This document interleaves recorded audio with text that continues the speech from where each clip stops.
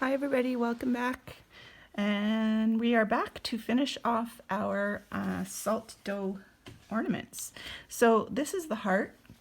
It was cooked about 2 hours it took at 275 degrees. And then I painted it red and blue. And I actually loaded a paintbrush half on this side. I would just tap it like this and collect half of red on one side and blue on the other, and then I painted it. It's kind of a fun way to paint. So that I'm just going to let dry, and then another piece of paper, and we have my daughter's hand. So it's always, the salt dough always cooks a little bit differently every time you make it. This one seemed to have a bit of air inside of it, so I don't want to push too hard on it because it did rise, and I think there's some air pockets in there.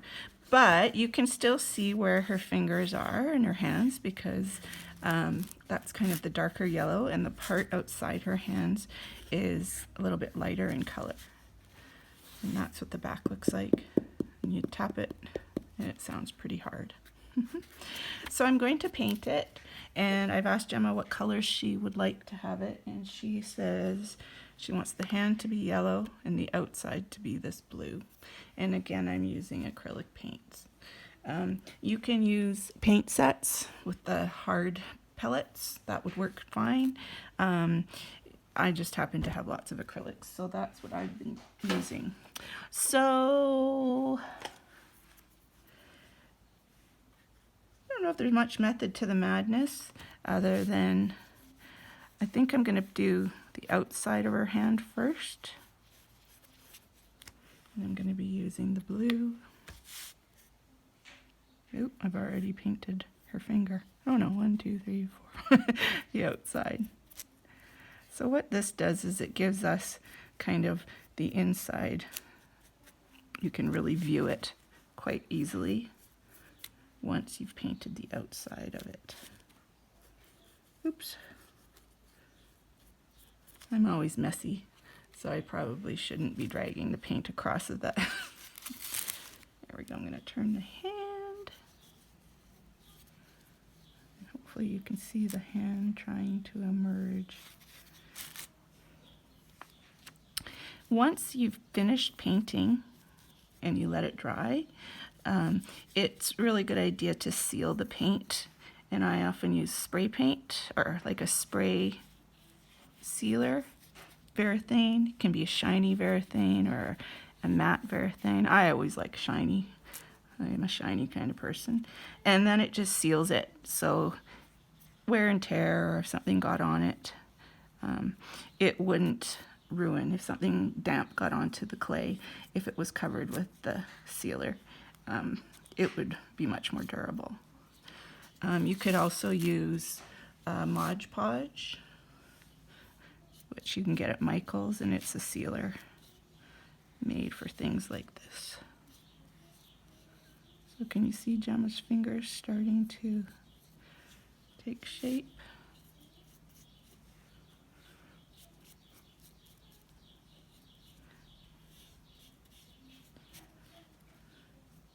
It's kind of fun painting. You could paint the whole hand one color. 2 colors tends to help the hand stand out a little bit. And usually the paint goes on quite well, but you may want to do 2 coats because you can see that there is a little bit of variation. You can see a little bit of the clay under some of the paint.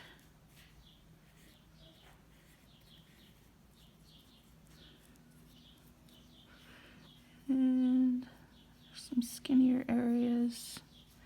So I do have a couple different sizes of brushes. This one's quite thick, so sometimes it's harder to get into the angles. It's kind of up to you how defined you want the hand to be.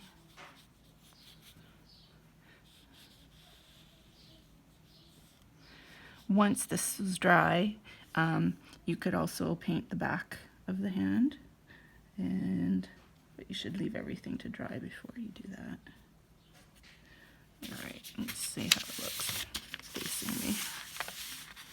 Oh, it's starting to look like Gemma's hand. Yay. Gonna paint a little more in there, streamline it just a little bit. Stream like this just a little bit.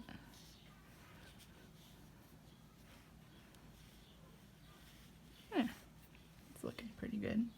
So then the last step would be to fill in the inside. I'm just going to look for a brush that's a bit thicker. Have to clean it a bit. So it might be a good idea to let the blue dry entirely, because when the yellow touches it, it will mix. So I'm going to start down here with my yellow. And yellow is a much lighter color, so I probably will have to do 2 different layers, just so it's the kind of opaque painting that I want it to be, so that we don't see the clay underneath. It just looks pure yellow.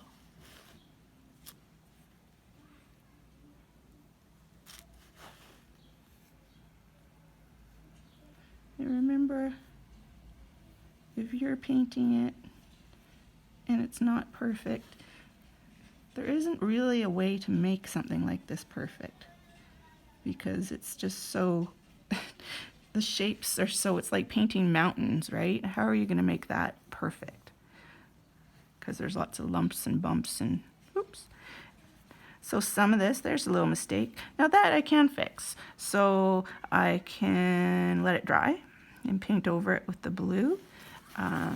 Or I can get a little piece of paper towel and just wipe the yellow off where I think it's gone a bit too far. And then I can touch it up once everything's dry. The paint's really forgiving.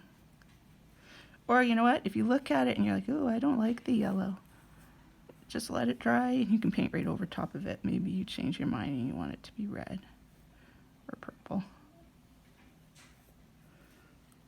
Almost there.